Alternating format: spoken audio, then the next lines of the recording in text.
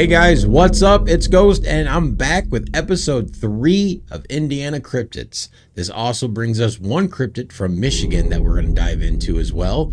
And before we get into it, I want to give a big shout out to Drew Shroud for bringing the first cryptid in tonight's episode to my attention. So let's get into it right here on the Ghostcast, where I'm trying to bring light to the unknown. Let's go.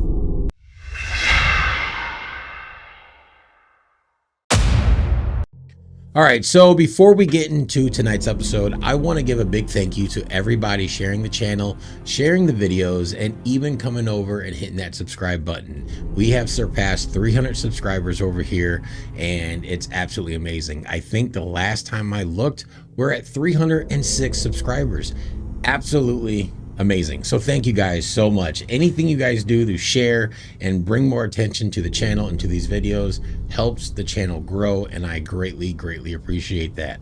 So before you sit back and enjoy this amazing episode that's sure to be a little longer than usual, make sure you're hitting that like button and that subscribe button so you never forget so you're notified for when a new episode is dropped or some new videos as well. So without further ado, let's get into our first cryptid of the night. All right, so tonight we're going to switch it up. Like I said, our first cryptid of the night is one from Michigan, and this was brought to my attention by a viewer from the last video.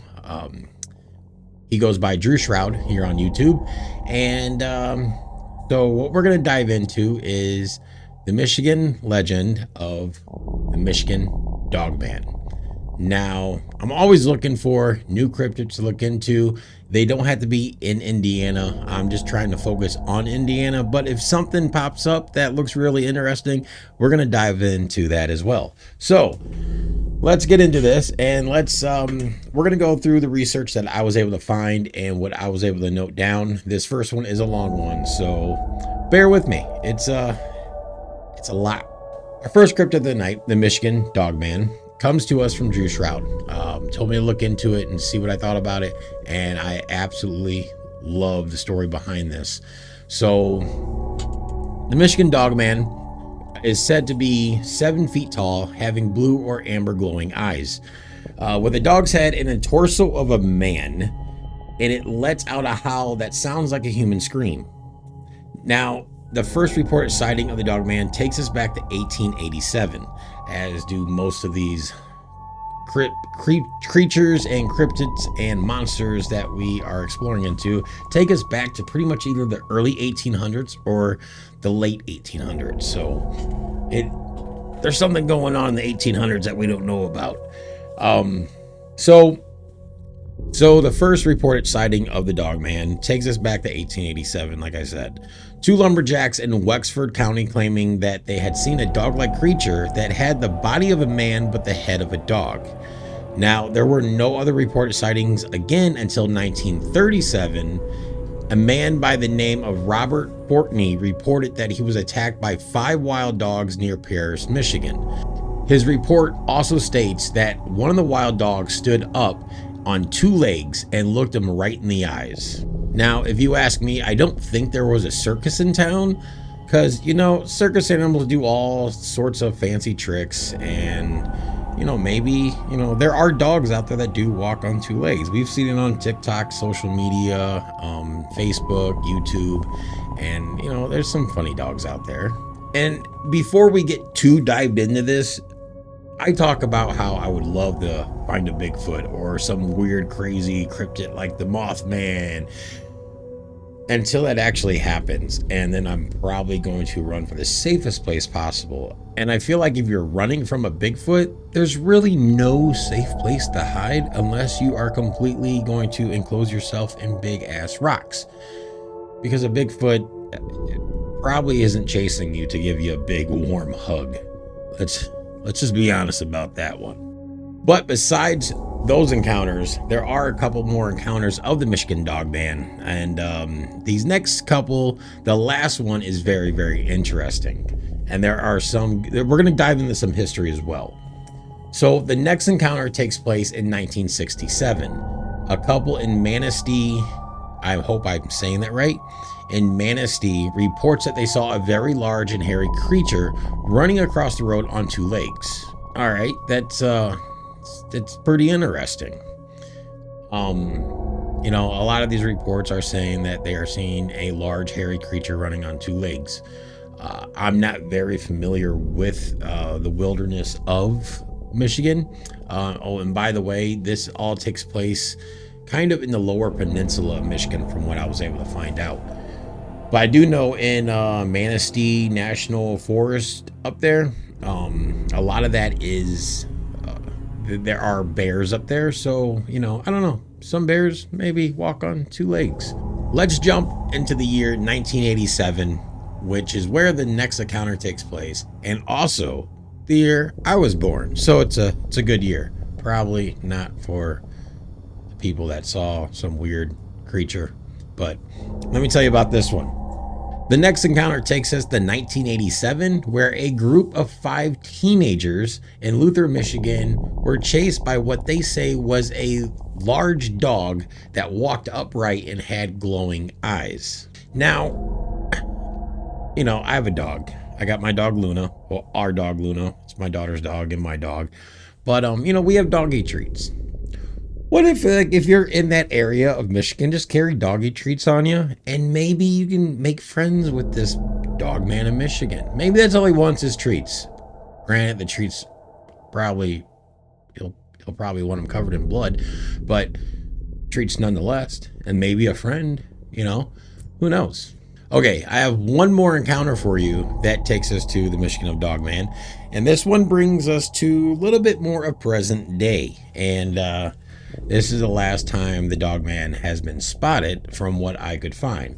Now, as we know, truck drivers, they pretty much are the heartbeat of America, getting goods to and from where they need to go, correct? And they are always pulling long hours. They are driving long hours, even though they are on time restrictions and they gotta sleep and, you know, they gotta rest, which is rest and sleep, the same thing. Anyway, we all know that long hours on the road can start playing tricks on your mind and the darkness, and then you start seeing things, you know, that aren't really there, or you just start, you know, not hallucinating, but it's just sleep starts messing with you because you really want to sleep after driving forever. I hate driving, by the way. I hate driving long hours. But I'll be a passenger all day long. Don't get me wrong, I will be a passenger all day long. So as we go into this last encounter of the Dogman of Michigan, in June of 2017, a Michigan truck driver, Mr. Barger, a 59-year-old, was hauling 43,000 pounds when he realized he had an air leak on the rear of his trailer. So before entering the forest any further, he decided to get out and take a look around to see if he could fix the issue. And a couple things before we keep going into this. 2 things. One, he has never heard of the cryptid, the Dogman of Michigan. And also, he has taken this route many, many times delivering. So he's familiar with the area. He's familiar with the road. So yeah, before Mr. Barger got too far in the forest, he pulled over, got out, got his tools, and started looking for the air leak. He found the air leak at the rear of his trailer. And so as he's getting ready to fix it, he started getting a bad feeling coming over him. And what I could find from an interview with Mr. Barger, he states, and I quote, "I was hearing a vocalization that wasn't natural," unquote. And so as he was looking around, he saw a shadow at the wood line, but the fact it wasn't even dark yet, he thought maybe a black bear. With the fact he knew he was in bear country, so he thought it might be a black bear. And in an interview that I watched of Mr. Barger with another channel here on YouTube called What Lurks Beneath, I will have the link to that in the video description below. So if you want to take time to watch that, you definitely can. So taking not even 5 minutes to fix the air leak on his trailer. So he gets back in the cab of his truck and he gets situated and he gets going again. And he noticed something on the side of his truck. In his words, quote, "There was a wolf head the size of my window and my windows were down," unquote. Mr. Barger was going 20-25 miles an hour at this point, and it was keeping up with him. This thing is reported to be 7 feet tall, and it was keeping up with them. So I'm assuming something that big would have a stride distance to be able to keep up. And especially if it's like, I'm going to go with like a werewolf hybrid, because I mean, come on, who wasn't obsessed with werewolves and vampires And who is still obsessed with werewolves and vampires or lichens, however you want to go about it. But moving forward with this, it's interesting. I like this. This is the last encounter reported of the Michigan Dogman. So Mr. Barger states that he quotes, and he was stooping down on two legs looking down the inside of my cabin. I'm at 9 feet tall in my seat. His hands were coming up, scratching my windowsill. On my door handle, I could hear his claws. Unquote. Okay, look, let me just be honest with you. I'm not scared of a lot of shit in my life, okay? But if you're he's in Manistee National Forest, and, you know, his report doesn't say there were other cars coming towards him on the road or anything. So we're going to assume that he was completely by himself. Yeah, that'd be a little bit terrifying, you know? I mean, and like I said, there's much more on this encounter that Mr. Barger had. If you guys want to check out the full interview over at What Lurks Beneath, the video link to that will be in the video description down below. So be sure to visit that channel and check out that interview. I don't know about all of you, but if anything has me believing that the Michigan Dogman is real, that last encounter definitely raises suspicion that it's something. There's something out there in the forest. I mean, how can there not be? I mean, with Manistee National Forest being a little over 538,000 acres big, there is definitely something out there. No, I'm just saying there's something out there. Let me know in the comments what you guys think, if you think the Dogman of Michigan is real. And another big shout out to Drew Shroud for mentioning this to me in the last video and sending me on a rabbit hole, because I got a little bit of history for you guys about the Dogman of Michigan. So let's head into a little bit of the background on the Dogman of Michigan. Until the very late 20th century, the creature was unknown to the modern world at all. Since the days of the Odawa tribes that lived in the area, it looks like a real simple word, and I think it is. Well, after doing a Google voice on it to see how to say it, it's actually kind of simple. But at first, I was really nervous to say it. So, since the days of the Odawa tribes that lived in the area, the creature was already stalking the area. And according to legend, the Dogman appears every 10 years and only on years ending in 7. So, in the end, what do you think? That means the next sighting of the Dogman is going to be 2027. So if you happen to be up in that area of Michigan around 2027, you better have dash cam footage going. You better have your cameras going. You better be ready for anything, because I'm telling you what, the Dogman's coming back in 2027. But so far, we haven't heard anything weird like Jeepers Creepers. So we don't know. We don't know if he's taking school buses full of kids or anything. Who knows? Hopefully not. Let's just leave it there. So with that, the first cryptid of the 3rd episode tonight is covered. And let me know what you guys honestly think about this one.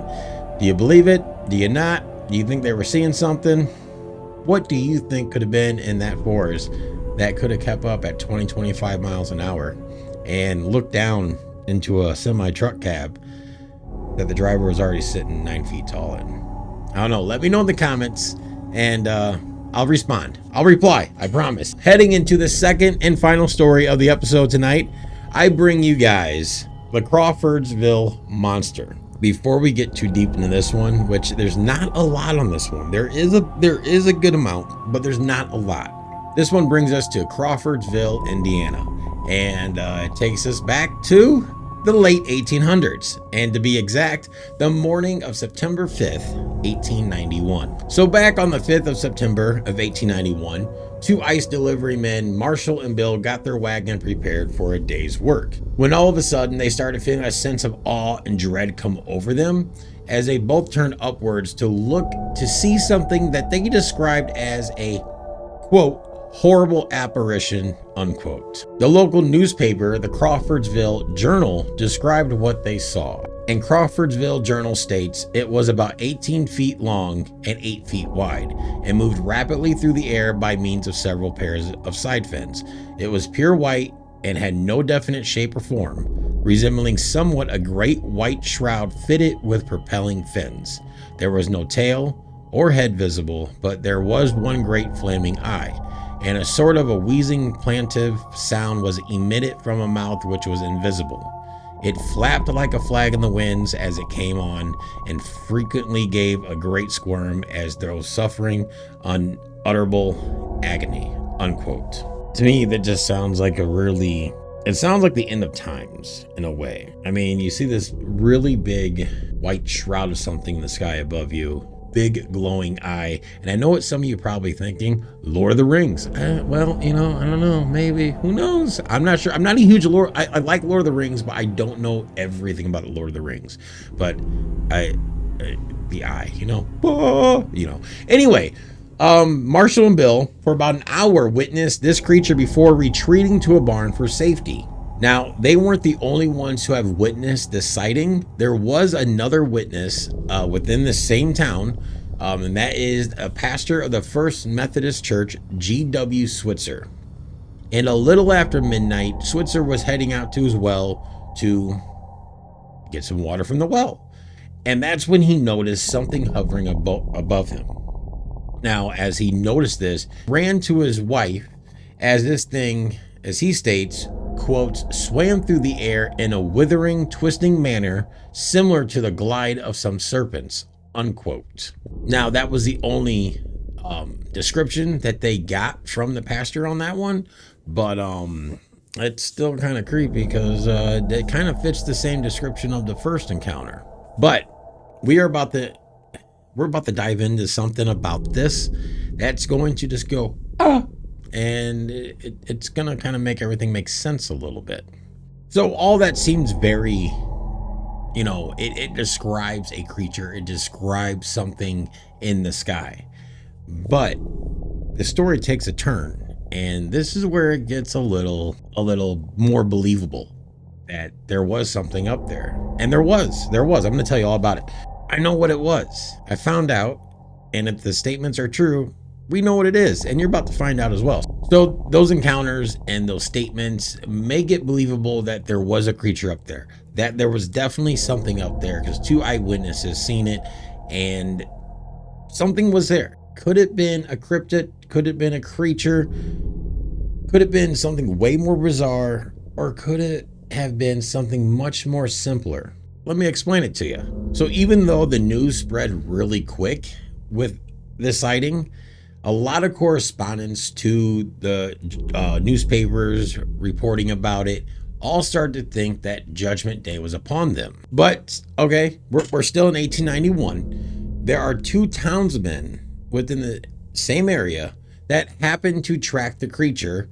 John and Abe tracked this creature through the town to only find its resting spot. Yep, I know what you're thinking.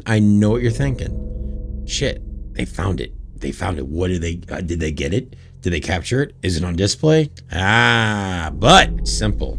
And here we go. As they were able to get a good look at what it was, they discovered that all it was a flock of 100 or so killbirds. Due to damp air and low visibility, that could have been the reason why these birds were spectated to be something more than what they weren't. And that led to them being, reported as an unknown creature in the sky. But you're probably asking yourself, Ghost, what explains the screeching noise that was reported from Bill and Marshall in the first encounter? Well, around that same time, there was a news report of children tying cats to balloons and sending them afloat. So there is speculation that the chances are that, along with the killbirds being in, a flock of hundreds, I don't know how much a flock is, and a lot of birds. Anyway, there might have been kids sending cats up with balloons, and the cats were screeching. Now, do I condone these kids tying cats up with balloons like they're in the movie It? No, I don't. No, I don't think. Look, I'm not that big of an asshole, all right? I don't think you should do that with any animal. I mean, granted, we've sent monkeys, you know, the space and whatnot. But we didn't tie them to a balloon and just go blah, blah, blah. Now, anyway, so that's the truth. And that's what they're sticking to. That was a flock of killbirds. And some say the screeching was cats on balloons around the same time. So what do you think, though? What are your thoughts? You let me know in the comments and share your stories. Share your thoughts. Let me know. All right? But I know this has been a very long episode. It might have been. I'm not sure at this point because it's not even edited yet. I'm still recording right now. But yeah, let me know all your thoughts in the comments. And if you like these videos, if you want to make sure you're seeing all of them when they get uploaded, make sure you like this video because that helps with the algorithm of YouTube and it gets us noticed more.